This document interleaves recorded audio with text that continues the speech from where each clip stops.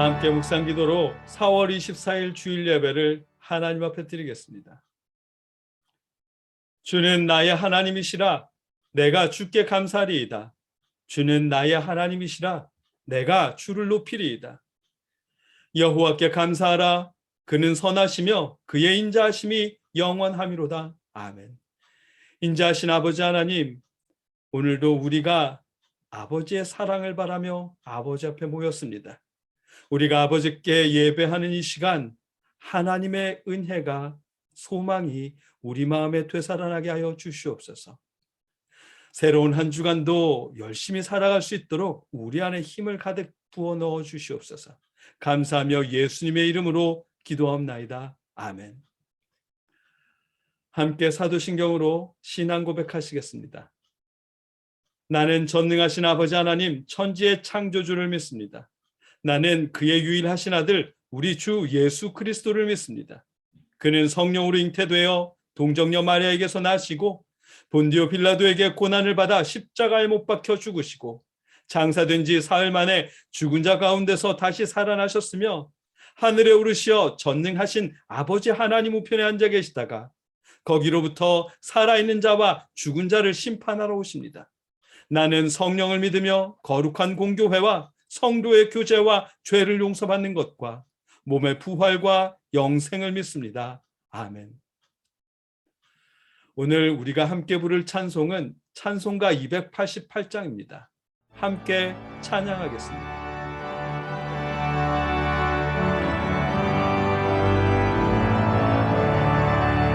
예수를 나의 구주 삼고 성령과 피로 썩어든나니 이 세상에서 내 영혼이 하늘의 영광 누리도다.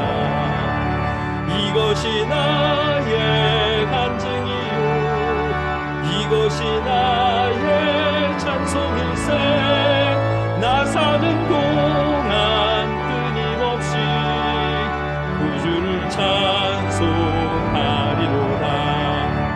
온전히 주께 맡긴 내 영 사랑의 음성을 듣는 중에 천사들 왕래하는 것과 하늘의 영광 보리로다. 이것이 나의 간증이요 이것이 나의 찬송일세. 나 사는 동안 끊임없이 구주를 찬송하리로다. 주 안에 기쁨 누림으로 마음의 풍랑이 잔잔하니 세상과 나는 간본 없고 구속한 주만 보이노라. 이것이 나의 간증이요 이것이 나의 찬송일세. 나 사는 동안 끊임없이 구주를 찬송하리로다.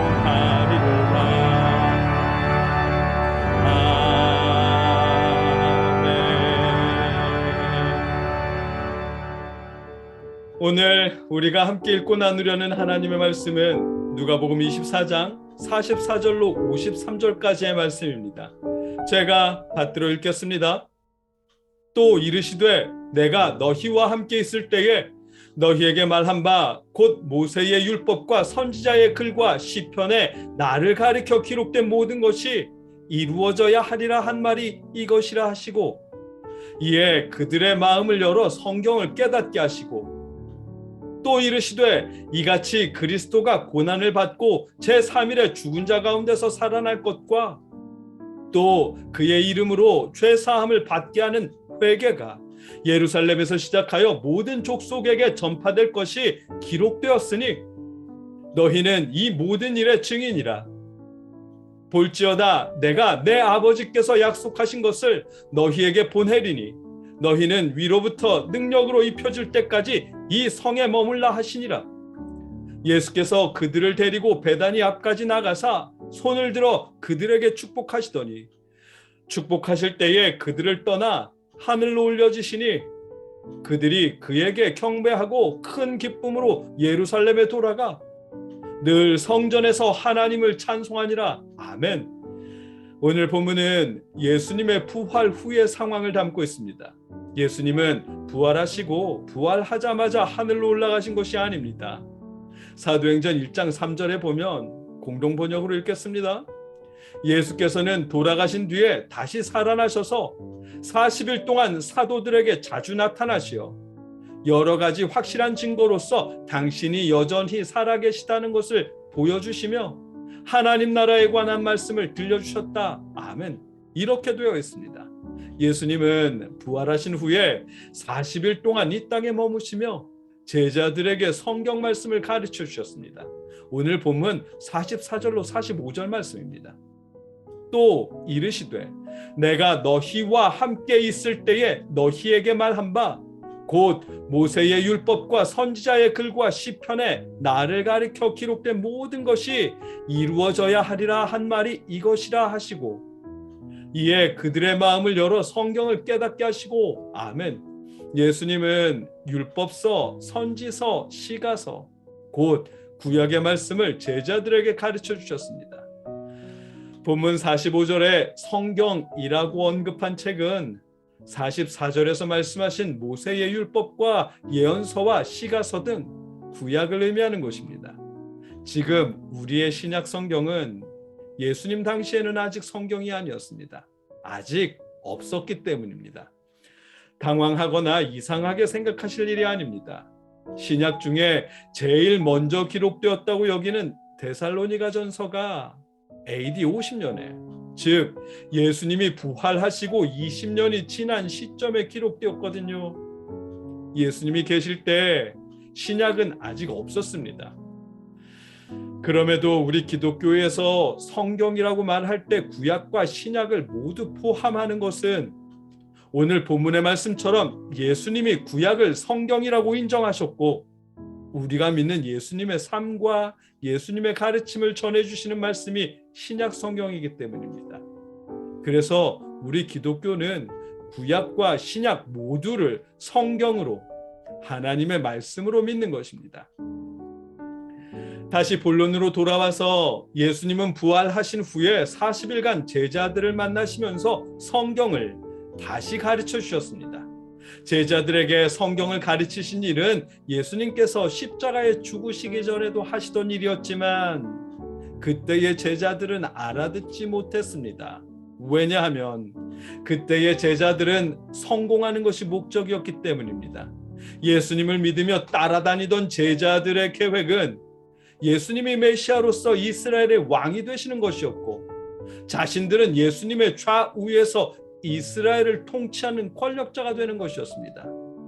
그렇게 파란만장한 꿈을 가슴에 가득 품고 있었기에 예수님이 죽으시고 부활하실 것을 아무리 말씀하셔도 제자들은 알아들을 수가 없었습니다.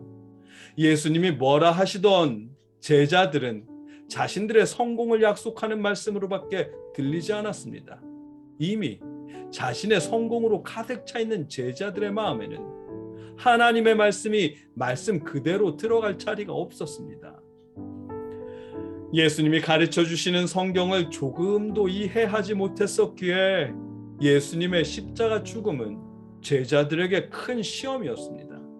제자들의 꿈과 희망이 산산조각 나는 순간이었고 꿈이 있던 자리는 텅 비는 순간이었습니다. 왕이 될 것이라고 굳게 믿어 의심치 않았던 예수님이 죽었기 때문입니다.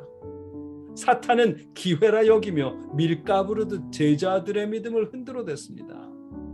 제자들은 혹시 자신들도 잡혀서 죽지는 않을런지 뿔뿔이 흩어졌습니다. 예루살렘에 머물던 이들도 있었지만 예루살렘을 벗어나 고향으로 돌아가던 제자들도 많았습니다. 예수님이 죽으셨을 때의 제자들의 상황입니다. 모든 꿈이 무너질 수밖에 없는 그 순간으로부터 3일이 지나고 믿을 수 없는 일이 일어났습니다. 죽었던 예수님이 다시 살아나신 것입니다. 제자들에게 다시 희망이 생겼습니다. 그래서 예수님의 부활은 제자들에게 기쁨이었습니다. 그런데요, 예수님은 부활하셨지만 예수님과 함께 이스라엘을 다스리게 될 것이라는 제자들의 꿈은 완전히 깨져버린 순간입니다. 왕이 되실 거라 여겼던 예수님께서 이스라엘의 왕이 되지 않고 떠나셨기 때문입니다. 그런데도 제자들은 기뻐했습니다. 제자들이 지난 3년간 예수님을 따라다니며 심혈을 기울였던 꿈, 즉 이스라엘의 왕이신 예수님 곁에서 한 자리씩 차지하겠다던 그들의 꿈은 예수님이 하늘로 올라가셨으니 이제 정말 실현 불가능한 꿈이 되었습니다. 꿈이 확실하게 산산조각 난 것입니다. 모순되게도 꿈은 산산조각 났지만 그들은 기쁨에 넘쳤습니다. 왜냐하면 깨진 꿈 속에 소망이 살아났기 때문입니다. 그동안 제자들의 마음을 가득 채웠던 꿈이 깨졌더니 그들의 마음이 열렸고 예수님이 살아계실 때 가르쳐 주셨던 성경 말씀을 비로소 깨닫게 되었기 때문입니다. 45절에서 그들의 마음을 열어 성경을 깨닫게 하셨다는 말씀의 의미입니다. 꿈이 산산조각 난 자리에 하나님의 말씀이 들어갔고 비로소 성경이 말씀하신 메시아 예수는 이스라엘의 왕이 아니라 사람들을 구원하시는 메시아로서 왕임을 이해하게 되었습니다. 꿈이 깨졌더니 말씀이 들렸고 모순되게도 소망이 살아났습니다. 꿈이 깨졌더니 소망이 살아났습니다. 더 놀라운 것은 그 모순된 상황에 기쁨이 넘쳐났다는 사실입니다. 본문 52절로 53절 말씀입니다. 그들이 그에게 경배하고 큰 기쁨으로 예루살렘에 돌아가 늘 성전에서 하나님을 찬송하니라. 아멘. 예수님이 떠나셔서 더 이상 자신들의 영광을 꿈꿀 수 없게 되었지만 하나님의 영광과 소망으로 큰 기쁨에 차게 되었습니다. 기뻐하며 예루살렘으로 돌아가게 되었습니다. 자신의 성공을 바라던 꿈이 깨졌는데도 하나님 나라의 소망을 품고 큰 기쁨으로 예루살렘에 돌아갈 수 있었습니다. 성전에서 하나님을 찬송했습니다. 하나님의 놀라운 은혜이고 기적입니다. 오늘 본문의 내용입니다. 꿈이 깨졌다고 끝이 아닙니다. 계획대로 되지 않았다고 끝난 것이 아닙니다. 하나님께서 여러분에게 품으신 계획과 꿈은 계속되고 있습니다. 포기하지 마십시오. 꿈이 깨져 빈자리에 하나님의 말씀을 담으십시오. 자신의 영광을 위한 성공이 깨졌다면 하나님의 영광을 위한 성공을 소망하십시오. 이 땅에서 최고가 되겠다는 계획이 어그러졌다면 하나님의 영광을 위한 최고의 길을 계획하며 소망하십시오. 연세가 지긋해서 이제 꿈꾸기에 늦었다고 여기실 때라도 마찬가지입니다.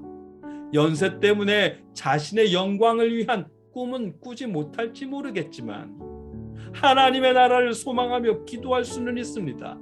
자녀들을 위해, 주변의 어려운 이웃들을 위해 그들에게 하나님의 나라를 그 소망을 전해주며 돌아볼 수 있습니다. 그들을 위해 기도해 줄 수 있습니다. 제가 오늘에서 깨진 꿈 속에 소망이 살아난 이 모순된 기쁨을 온전히 전하지 못했을지도 모르겠습니다. 그러나 우리 하나님께서 여러분의 소망이 살아나게 하시고 기쁨을 선물하시길 기원합니다. 예상치 못했던 상황들로 인해 기대가 깨지고 계획이 어그러져서 하나님이 뭐고 그딴 거 다 필요 없어 라고 소리치고 싶은 그 아픔 속에 하나님의 말씀이 자리 잡고 소망이 살아나게 하시길 축복합니다. 이 나이에 무슨 이라는 그 생각 속에 소망이 살아나게 하시길 축복합니다. 하나님이 주시는 소망과 기쁨 속에 하나님을 찬송할 수 있게 하시길, 다시 일어나 소망을 향해 나아갈 수 있게 하시길 주님의 이름으로 간절히 축복합니다. 함께 기도하겠습니다. 사랑의 아버지 하나님, 꿈이 깨졌지만 더 큰 소망이 살아나는 모순된 기쁨을 목격하게 하시니 감사합니다. 우리의 슬픔 속에 하늘의 소망이 살아나게 하시옵소서. 세상이 주는 짧은 기쁨이 아닌 하나님께서 주시는 영원한 기쁨을 맛보게 하시어 주시옵소서. 하나님이 주시는 기쁨 속에 하나님을 찬양하는 삶이 되게 하여 주시옵소서. 감사합니다. 주님, 예수님의 이름으로 기도합나이다. 아멘. 이제는 우리를 위해 십자가를 지신 예수 그리스도의 크신 은혜와 독생자를 보내시면서까지 우리를 구원하고 싶어 하시는 아버지 하나님의 무한하신 사랑하심과 우리에게 영원한 기쁨을 허락하시는 성령님의 역사하심이 오늘 아버지 앞에 모인 모든 이들 위해 그들의 가정 위에 영원토록 함께 하시며 하나님께서 주시는 마르지 않는 소망과 기쁨이 샘솟게 하시기를 주님의 이름으로 간절히 축원하옵나이다. 아멘.